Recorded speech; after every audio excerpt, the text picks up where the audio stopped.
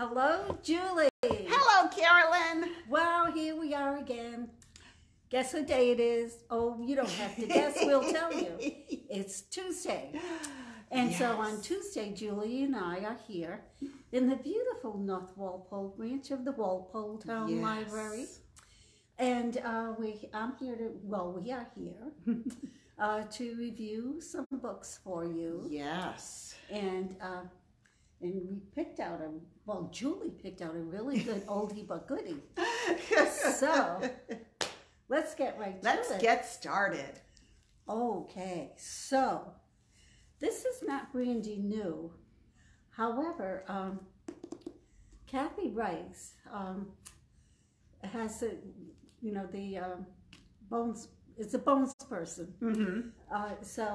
And that's she's an anthropologist. Am I remembering that right? Yes. She's an anthropologist, and the television series Bones is based on that. Based on, I didn't know that. Yes, it is. And so this book, it's not exactly brand new, but it's I think it's the latest in her series about Kathy, about Bones. And do we have to read them in order? No. Okay. No. They are recurring characters, but you don't have to read them in order. Each book is a tale of itself. But she also works for the Sûreté in Quebec. The what? The Sûreté. What is that? It's a police thing. Oh, fancy. Well, I may not be pronouncing it right, so all you French-speaking people, don't hold me to it. But anyway, she also works for a university in Quebec. Ah. And she's also the anthropologist for the university in Maryland, or is it Georgia? Somewhere in the GCA. Oh, it sounds fascinating. Right, and the thing that I love about Kathy Rice is that she's got a bunch of books, and she's very, very prolific. And each story is, each tale is good. It always involves a dead body, of course. Yes. And she's the anthropologist, whatever. And so I said, there's always a fascinating tale. And she has a very good-looking French love interest. Ooh. And yes, and he's a detective. And he's pretty hunky. Well, I always wanted to be an anthropologist when I was a kid. And so I'm thinking I'm definitely going to read one of her books because that just sounds fascinating to me. Oh, just absolutely. Yes. And the thing that I like about her, she's quite prolific. Yes. She's got a whole bunch of them. This one, I think, is the latest. But so she does work in Quebec and in North Carolina. Ah. So, and she has a cat. Oh, that's always nice. Yes, and a bird named Birdie. So this is a fascinating series, and you don't have to start with the first book because each book is a standalone. Yeah. So, and she's a very good writer. Whoops. This is what you always do, Carolyn. You always help me discover new authors. Well, yes. I'll tell you, she's here. Good. Fork it over. Fork it over. There we go. Okay. Okay. So this is a book from the New York Times bestselling author, Beverly Lewis. Yes. And boy, she is really handsome, isn't she? She is so prolific. When you think of Amish fiction, you think instantly of her. Yeah. Yes. Yeah. Yeah. So she's this is the latest. It's called The Orchard. And it has some, well, of course, a couple there in the orchard. And it says, well, it's about how my brother Evan kept glancing at the sky, now brushed with golden streaks. At last he said, I'm planning to go to Jack Hare's funeral service tomorrow afternoon in Carlisle. I used to live in Carlisle. Really? Yes. And did you know about the Ashland Cemetery Soldiers Lot? I think I did. Here in Ashland? Well, we have to learn who Jack was. Yes. Yeah. Well, and you know, it's interesting that we have this new book because we have a lot of patrons who love Amish books. Right. And so what we've done is consolidate them all in North Walpole. And we recently had donated an entire series, 30 books, Wow. beautiful books. Some of them never even opened. Wow. And it's an Amish series. And Oh. so, and then in addition, I think the woman donated maybe 20 other books that help fill in holes of the series we have now. Yeah.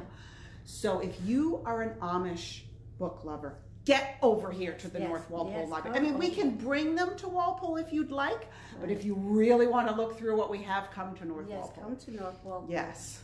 And if you haven't been here, it's quite a treat to come in and see all of the renovations and how open and cheery and Yep. and It's a lovely it's little lovely. gem over it here. really is, Yep. especially on a bright sunshiny day. Yes. Really, really nice. Yep. So come and get this, the latest. Yep. I mean, it really looks good. They're both in the orchard. Good Christmas reading. Good Christmas reading. And okay, and Stuart Woods is always good for a good mystery. You know, Stuart Woods has had Stone Barrington as a hero for many of his books. Ah. Each one is a standalone. Mhm. You don't have to read them in order. By the way, that beeping that you hear Yes. is the fire truck backing up. We are right next to the fire station. So they went out a Yes. little bit ago and now they're Now they're back back. backing up. Well, you know, adds color to it. Yes, it does. And so this is A Distant Thunder, and it's a Stone Barrington novel. And it's always a mystery, a crime, a police procedural, all So rolled is he a into one. police officer or a detective? No, he is kind of like I would say a private eye. Ah, yep. Because he doesn't really have an official title because he's independently wealthy. Oh, well, that must be nice. But his best friend is the police commissioner or some higher up police in New York City. Ah, okay. And so they always go to the best restaurants. Oh. You know, and they describe their meals. And yeah, so it's a fun read. It's not really depth, but they're always interesting tales. Yes. So yeah, so and you don't have to read them in order. And Stuart Woods is very prolific. Yes. With this series. We have a lot of his books. Yes. So he's a good writer. Yep. Always interesting. So this is a good one. And of course, my other favorite author is J.D. Robb. Yes. Who also writes as Nora Roberts. Yes. So, but her J.D. Robb is it's kind of like not a police procedural, but usually it involves some kind of mystery and. Would you say a thriller? A or thriller. Does it have this? Do they have the same characters? Not all the time. Not all the time. Not okay. all the time. The different characters. And this one is with the homicide detective E. Dallas. Ah. New York, 2061. So it's in the future. In the future. Right. So this sounds good. Yes. The place called the Pleasure Academy is a living nightmare where abducted girls are trapped and trained for a life of abject service. Yikes. While their souls are slowly but surely destroyed. Whoa. Whoa. Oh. Whoa. So yeah, there it goes. Yes. Enough said. Enough said. Definitely. Oh. Well, J.D. Robb, she also writes as Nora Roberts. Yep. And so she's quite prolific. And yes. always interesting. Always interesting. Wow. And I love a good romance. And her romances are also very good because they're not just a romance. They've got a story to them. They've got some substance. So it's nice. Yeah. So she's like they used to say about jack of all trades. Yes. Well, she can tell a story about anything. Anything. Yeah. Police procedural, private detectives, romance, police romance, ghosts. Right. She can do it all. She can do it all. And we have a lot of her books. We do. Yeah. We do. She's very popular, both as J.D. Robb and Nora Roberts equally. Right. And they're all standalone. Yeah. So. But I think this looks good. Yes, I'm into books that are set in the future. Yes, Jane calls them speculative fiction, not quite science fiction because they're not in space or anything like that, but speculative fiction. They're set in the future, and that is my new favorite genre. Okay, and so this handy dandy little perspective is about Walpole. And the author is Ray Boaz, who edits and who does the Clarion. Mm-hmm. I mean, Clarion is... And Jan Kabeski. They work together, yes, correct? Yes, and Jan is the photographer. And this is a nice, neat little book about as it was and still is in Walpole. Yeah. So it's not exactly a history, but it is. Right. A history. It's very but it's a history in photos, which I really enjoy. Yeah. Yes. I mean, this book is good for all ages. It's fun to look at a place and say, well, I know what this looks like now, but look what it used to look like. Right. Yep. Like this class picture. Yes. In fact, my Code Club kids were just looking at that last week because that picture is in the community room. Yes. And they were laughing at those hats. Oh my goodness. There's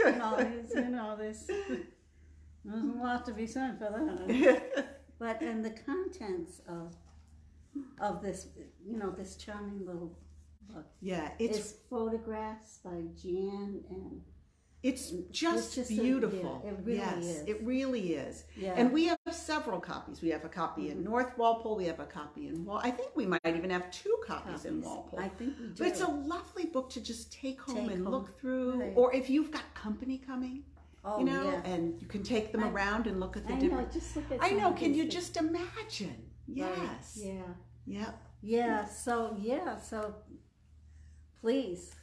Come take it out. Right, yes. come peruse. It's a lovely book. It is a lovely book. Yeah. Yeah. Well, that's it for this Tuesday. Well, that's pretty good. Will we see you on Saturday? Yes, Saturday. Do it. Do it. Sneak peek Saturday. It's coming up this Saturday. Yes. I will read the first page of a brand new book to whet your appetite. To come in and see all the books we have, and in particular that one, Sneak Preview. Okay, so that's it for this. And then are we on vacation next week? We're going to go on vacation the week between Christmas and New Year. So we'll do next week, Carolyn Show, and then we won't be back until the new year. Okay, so make sure that you come and stay get some books for all that over the holiday reading, and come and enjoy us next week's review and sneak peek Saturday. Yes, okay. Thank you, Carolyn. Thank you, Julie.